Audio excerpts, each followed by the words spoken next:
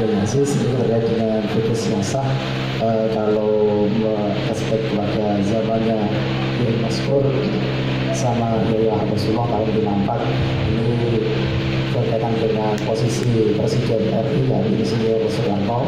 Ini beliau menempatkan posisi Insinyur Soekarno itu sebagai wali amri Al-Darul Abi Syaukah. Itu karena melihat daripada konteks pada zaman dahulu. Kalau zaman sekarang, untuk presiden sekarang ini gelarnya apa menurut dari pandangan Nahdlatul Ulama.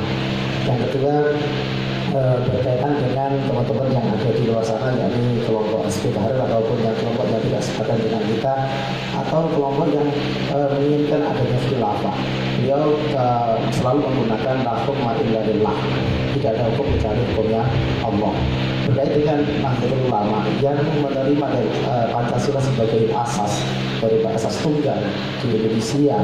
Kemudian ketika ajaran Islam itu tidak syariat Islam itu tidak digunakan, atau misalkan hukum-hukum Islam ini hanya tidak sempurna penggunaannya di Indonesia, apakah karena mereka itu selalu memojokkan, wah berarti panjenengan kalau tidak menghukum Allah berarti tidak termasuk kafir dan sebagainya. Apakah nanti ketika dia ketika kita sebagai warga Nahdlatul Ulama yang menerima Pancasila, apakah nanti juga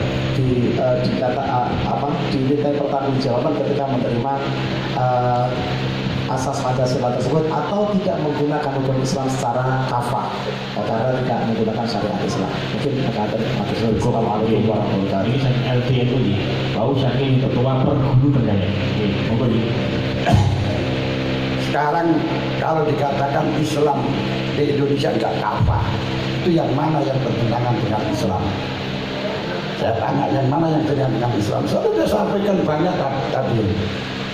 Kita pindah dari hukum asli kepada yang lain ketika nanti akan terjadi bahaya, itu wajib. Dan Rasulullah itu tadi pindah dari nama Rasulullah dihilangkan loh. Tapi bukan berarti Rasulullah hilangkan, ya tidak. Di Indonesia tetap akan bersama dengan agama, tidak akan pernah meluput dari agama. Cuman jangan beratasnamakan agama.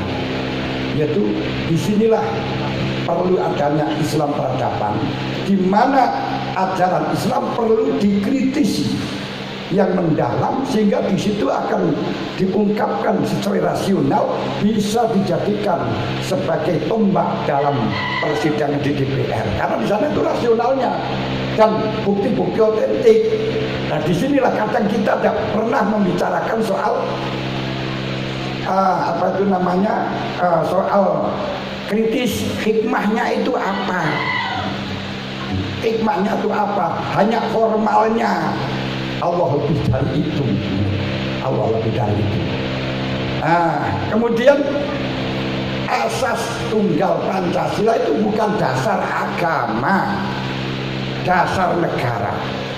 Dan itu juga dalam menjalankan negara secara Pancasila tidak bertentangan dengan Islam, jangan dibenturkan dengan ini, bertentangan dengan Islam. Biasanya orang mengatakan lebih baik mana Quran dengan Pancasila.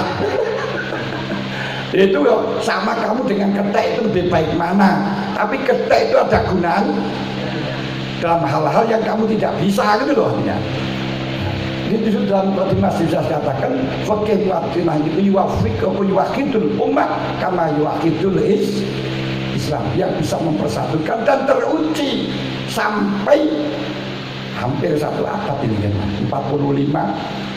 Sekarang kan sudah 75 ya, sampai satu abad ya. 77 sudah hampir satu abad eksis. Terus kalau tidak mendirikan khilafah itu tidak melakukan Islam. Coba sudah saya sebutkan tadi, khilafah itu sistem politik, bentuk politik. Nah, dan sistemnya mulai Sayyidina Umar, Abu Bakar, Umar, Ali, Umar, Utsman, Ali, beda-beda. Itu itu menunjukkan tidak ada konsep. Nah dia mengatakan khilafah itu konsep Islam dari mana? Dengan Pak Mahfud MD sudah ditantang, sebutkan kalau ada saya akan ikut, ya gak bisa kok. Tapi jargon menyampaikan ke masyarakat ini agak gampang, jadi ya memang lebih baik mana Quran yang, padahal Quran dia saja gak paham, baca saja gak bisa, tapi ingin kembali pada Quran, Masya Allah. Imam Syafi'i ditanya, mata rojulu aliman, kapan seorang laki-laki itu alim? Qal idza alima idza tahaqqaqa bi ilmin ya'lamuhu thumma ta'arrada bi im'anin wa nadharin ila sa'il ulum hatta ya'lama ma yafutu. Wa su'ila Jal Yunus bin Ali Hikmah Yunani, limadza amarta ta'an wahidan bi adwiyatin kasiratin mujmi'atin. Qal al maksud wahidun wal ifrad qatilun. Singkat, Imam Syafi'i mengatakan orang itu tidak bisa dikatakan alim sebelum ilmu satu mentahqiq secara dalam, terus diuji coba, dikabulasikan dengan pengetahuan-pengetahuan yang lain sehingga tahu mana kekurangannya. Kalau orang itu satu ilmu tidak ditaruh, qatil, akan membunuh diri. Makanya mereka itu hanya satu ilmu dari guru satu, tidak mau memahami dengan yang lain. Akhirnya ilmunya membunuh pada dirinya sendiri, kesombongan yang ada. Jalinus ditanya, kenapa panjenengan perintahno ngobati satu penyakit dengan obat yang beraneka ragam macam? Dawe obatnya aslinya siji, tapi yang lain-lain itu untuk menghilangkan efek samping dari obat ini. Karena semua obat itu akan ada efek samping. Kalau satu obat saja gak dikasih penangkal dari efek samping, akan mati orangnya. Nah, contoh, sampean punya penyakit darah tinggi, terus dia penyakit diabetes, pas darah tinggi ini kumat, mangan semongko, mangan timun, diabetes kumat.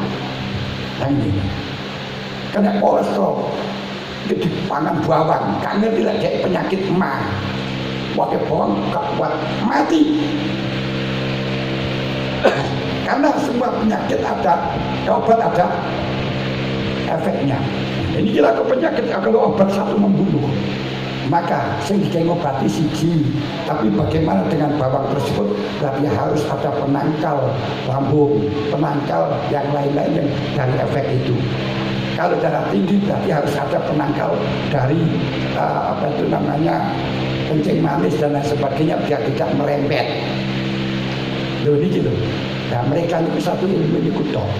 Dan strategisnya orang-orang preman-preman itu yang didekati, artis-artis yang didekati, karena mereka sudah jelas gak punya modal.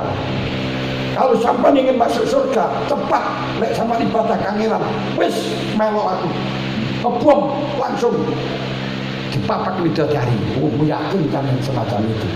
Nah ini ya, kalau kita salahkan tidak ada yang salah, sudah tulisannya memang Allah Ta'ala telah menjadikan semacam itu. Lau sya'allahu la ja'alakum ummatan wahidah. Tapi kita harus berusaha. Nah terus di akhirat nanti, bicara pun masalah urusan akhirat, Imam Ghazali jawabkan, urusan akhirat tidak akan bisa dibuktikan kecuali kedokteran nanti kan bisa kok. Karena ada tajribah. Di akhirat gak bisa kecuali kalau ada orang mati bangun lagi memberitahukan kepada kita. Oleh karenanya, karena ini tidak apa itu namanya bisa diulangi lagi.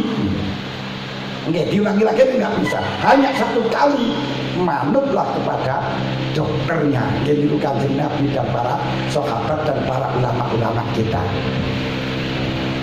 Bayi Hasyim Asy'ari, sebelum ada negara Indonesia mendirikan Sebelum mendirikan NU, mendirikan Nahdlatul Wathon, Nahdlatul Tujjar, yaitu kebangkitan ekonomi, kebangkitan para saudagar kecil, dan kebangkitan teknokrasi. Ini kebangsaan. Ini perlu kita tiru. Beliau itu ngalim ngalama. Beliau menerima dengan asas tunggal, bukan asas tunggal, menerima dengan Pancasila yang ketuhanan yang Maha Esa, yang asalnya akan dibuat semuanya orang Islam wajib mengamalkan syariat masing-masing. Karena boleh orang Islam itu lah usah kau wajib no pakai Pancasila, wis diwajib no di Al-Quran, wajib no di hadis, gak usah kamu paksa. Begitu nanti. Terus, ini gue dapat pertanggungjawaban memang sebelum kita mati gak bisa. Nanti setelahnya saya mati, saya kabari. ini dikawin di akhirat alam. Ini kadang-kadang orang fakih berbicara, itu bukan kode etiknya orang fakih bicara semacam itu. Waktu fakih itu misalnya lahir itu, di dunia itu. Islam kan di pokok seperti lesane mengucapkan la ilaha illallah. Untuk hati ini motifnya apa? Tidak boleh. Karenanya ketika Usamah bin Zaid membunuh seseorang yang mengucapkan kalimat la ilaha illallah, matur kepada kanjeng Nabi jauh, halah sekota korban, kenapa kamu tidak membongkar hatinya biar kamu tahu tujuannya. Man laka bi kalimat la ilaha illallah yaumil qiyamah, bagaimana kedudukanmu dengan kalimat la ilaha illallah yang dibacakan dia di hari kiamat sampai berulang-ulang. Itu berarti fakir itu urusannya lahir toh. Ojo ditekoi masalah di akhirat nanti gitu loh. Jangan paham. Coba bahas besok di akhirat akan selamat. Kayaknya kita dengan orang kafir ada orang mesti, tapi tetap kita konsisten percaya dengan para ulama, mengikuti para ulama kita. Coro dalil lahir mawon. Si magum biwujud min asari sujud sampai tinggali wajah beliau dengan mereka si jenggot-jenggot ceceran yakin belum bantu pun betul. Niku bukan dalil cara sakya tapi insting. Si magum biwujudihim min asari sujud niku tengriko bukan asari sujud niku hitam-hitam gak ada. Karena Rasulullah bisa ini aswata betul-betul min asari sujud itu kelihatan kekhusyuannya. Makanya Ibnu Abdissalam begitu melihat wajahnya Rasulullah, dia bukan pembohong, dia orang jujur. Kenapa? Dari asari sujud nampak. Ini saya mati ngali delokan mana wong sing dadi wali punya waskita sakliyane ahli sunnah wal jamaah. Demi Allah kain ayo sampean golek mulai ora sabang sampe mirake sak dunya sing jadi wali punya karomah sak liyane ahli sunnah wal jamaah ene ora misalnya diimpikan dia di apa tuh di matinya terus kak sampai beliau tidak bosan rasanya pernah terjadi di selain ahli sunnah wal jamaah. Sekarang menurut tawis ini dalil mentok insan gambar-gambar tetapi realita ini mengetuk pada dalil yang secara nyata masa setelah percaya kayak ngoten dalilnya. Itu dalilnya nangkono kalau tidak seperti itu gak bisa. Karena apa? Bukti gak bisa, gak ada yang tahu. Turun mati kok ditekoi itu lah. Tapi saya percaya dengan para ulama-ulama, mudah-mudahan kita bersama-sama beliau selamat di akhirat. Gak mau tahu. Saya kembali. Terima kasih karena waktu sudah menunjukkan hampir 4:30 dan lebih dari waktunya, maka sesuai dengan arahan panitia untuk halakoh fikih peradaban yang kedua sudah cukup ini dari Bandung sudah. Terima kasih Yai atas materinya. Mugi-mugi dengan kerawan jenengan kehadiran jenengan wonten pondok iki dapat memberi barokah.